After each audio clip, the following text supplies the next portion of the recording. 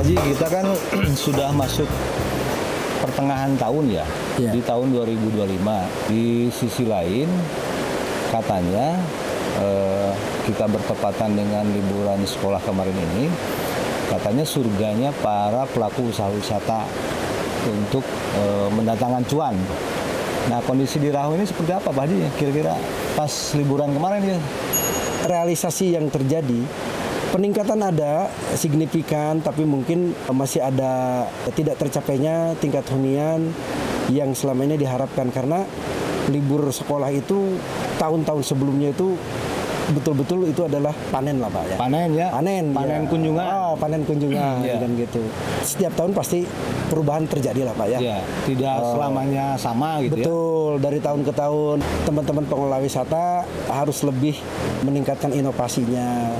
Terus juga mungkin marketingnya yang harus tanpa henti, karena ya bagaimana mungkin kita dikenal kalau misalnya kita tidak melakukan promosi Pak. Dan kebetulan ya sekarang zamannya kan zaman era digital lah, era semua marketing juga marketing digital, semua sosial media kita pakai, website kita pakai, bahkan mungkin dengan mengundang beberapa influencer lah.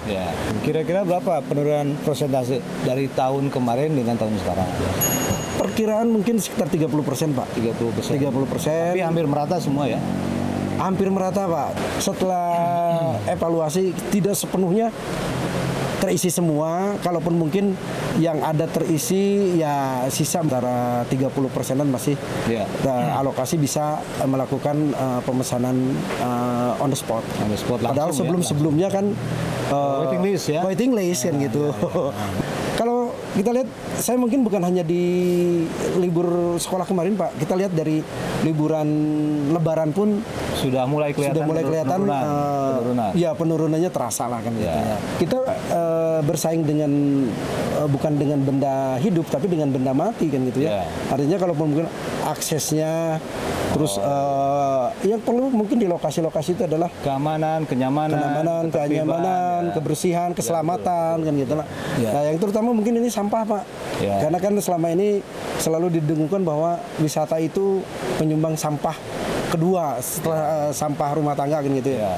Tapi alhamdulillah mungkin pengelolaan sampah di kawasan Rahong khususnya Paguyuban sudah jauh-jauh hari kita sudah mengantisipasi ini, walaupun mungkin belum sepenuhnya benar dan sepenuhnya teratasi, tapi dengan adanya apalagi sekarang harus mengelola sampah sendiri, memilah sampah sendiri dari lokasi wisatanya masing-masing. Satu, mempermudah pengangkutan sampah, terus pengelolaan sampah yang sifatnya organik gitu kan bisa dikelola sendiri, dipisah. Adanya biopori, terus selain biopori untuk sampah juga untuk ketika curah hujan Pak, ini bisa menjadi serapan air kan gitu. Ya, artinya kalau di sisi usaha, di bisnis itu kan ada untung, ada rugi. Dinamikanya kan hanya dua pilihan itu. Betul. Pada saat untung kita harus seperti apa, pada saat ada penurunan kita harus seperti apa.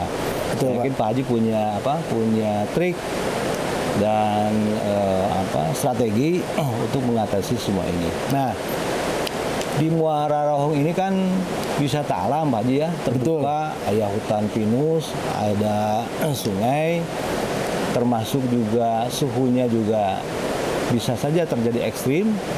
Nah, bagaimana Pak Haji supaya mengatasi kenyamanan pengunjung ini bisa dijamin pada saat mereka datang ke sini?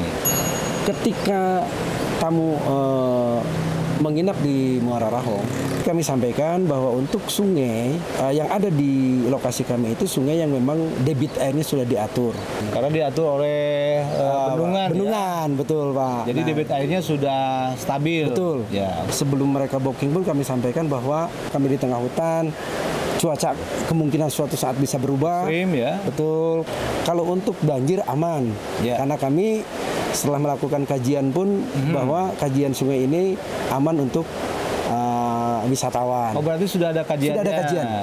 Terus kalau misalnya ketika angin dengan kecepatan tinggi atau mungkin yang lebih dari kewajaran, kami sampaikan bahwa kecepatan angin prediksi di BMKG, kami sampaikan bahwa BMKG untuk kawasan Pangalengan khususnya kecepatan angin sekian, kelembaban sekian. Kalaupun suhu ekstrim pernah kita sampaikan. Pernah mungkin di Rahong sampai 11 derajat. 11 derajat. Betul. Nah, kami udah siapkan selimut, tapi kami sampaikan tolong bawa pakaian hangat, jaket atau mantel. Untuk orang yang berpenyakit pun juga kita sudah di warning dari awal. Sudah di warning, bawa obat-obatan yang biasa diminum. Ya, betul. Kalau mungkin punya alergi dingin, siapkan misalnya obat yang biasa diminum. Ya, betul. Atau mungkin ketika sesuatu terjadi, kami sudah kerjasama dengan institusi kesehatan terdekat, misalnya puskesmas. Untuk kendaraan ambulannya kalau perlu evakuasi ke rumah sakit terdekat. Berarti puskesmas itu on call? On call Pak. On call. Iya. Di kami pun disiapkan ada namanya pos UKK untuk penanganan ketika terjadi situasi darurat. Ya. Minimal pertolongan pertama. Betul.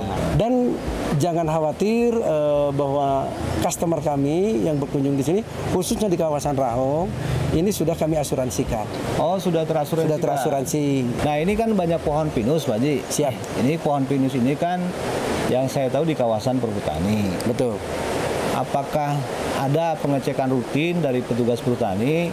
Misalnya pohon ini masih layak untuk dipertahankan. Betul. Dari masing-masing pengelola, Pak. Nanti pengelola kawasan. Nah, misalnya Muara Rahong melakukan identifikasi. Pohon mana dari sekian pohon yang ada ini untuk rawan tumbang.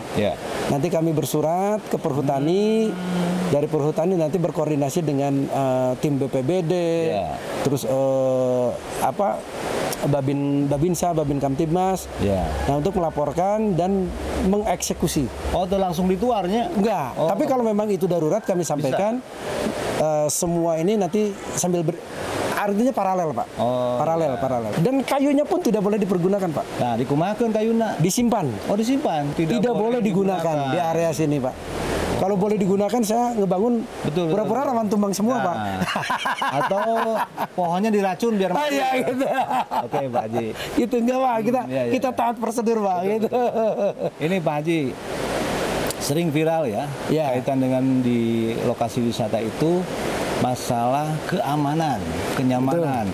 Ada parkir liar, ada premanisme, ada harga yang memang main getok. Betul. Kumaha kondisi di wilayah Rahong, Pak Haji? Kami selalu berkoordinasi dengan pihak-pihak terkait. Kami udah juga ada kerjasama dengan pihak-pihak keamanan, terutama dengan pihak kepolisian, polsek setempat. Semua bersinergi, Pak, intinya kan gitu. Bersinergi dari mulai lahan parkir. Kita misalnya contoh Muara hari ini butuh berapa mobil, nah disiapkan di mana, atau mungkin nanti kita berkoordinasi dengan pihak parkiran karena masing-masing tempat atau pengelola wisata di sini tidak mempunyai lahan parkir sendiri, karena lahan parkir terpusat. Nah, dari pihak polisi pariwisata pun ada patroli dan pembinaan. Adapun misalnya terjadi perselisihan diselesaikan dan kecil kejadiannya lah, Pak, intinya, karena beberapa ini sudah saling mana menjadi hak dan kewajibannya. Pak Haji Komar itu kan yang saya kenal itu sebagai penggagas wilayah Rahong dijadikan destinasi wisata.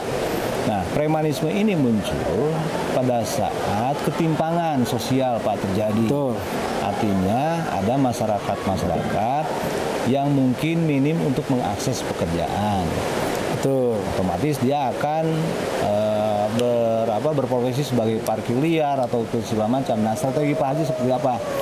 Ketika butuh tenaga kerja atau mungkin suplai bahan-bahan tertentu, logistik, kita memanfaatkan sumber daya atau potensi yang ada di sekitar kawasan Rahong. Termasuk supplier air minum.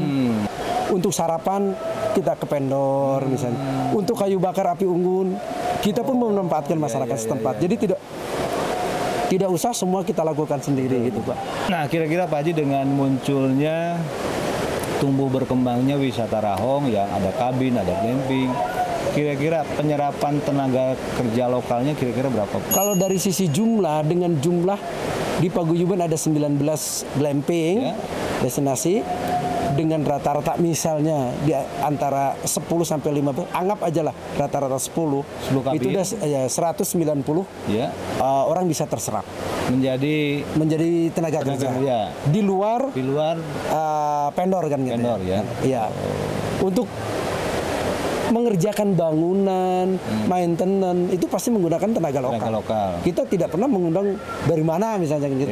Kita upayakan yang ada di lokasi sekitar lokasi wilayah Rahong kita pergunakan gitu. Oke, jadi ya kita harapkan tadi Pak Haji menyampaikan apa yang dilakukan oleh Muara Rahong ini menjadi role model bagi pelaku usaha glamping-glamping yang ada di Muara Rahong. Dari sisi keamanan, kenyamanan, termasuk penyerapan tenaga kerja, yang diharapkan juga bisa meniru Muara Rahong. Karena bagaimanapun tanggung jawab owner ini kan sangat besar sekali Pak Haji. Oh iya. Pada saat datang pengunjung seperti apa. Nah, jangan sampai pemilik wisata yang ada di Muara Rahong ini abai terhadap hal seperti itu. Betul. Dan saya kira ya di bisnis usaha pariwisata ini kan harus inovasi yang setiap saat ya dilakukan supaya tidak membosankan. Karena kalau tidak ada inovasi, ya mereka juga akan mencari daya tarik yang lain. Daya tarik lain. Dan ini saya kira anggap spot wisata yang cukup menarik, ya udaranya sejuk, kemudian suasana juga nyaman, ya jauh dari polusi udara, dan yang paling penting Pak Haji, kopinya raos pisan. Terima kasih Pak. Siap.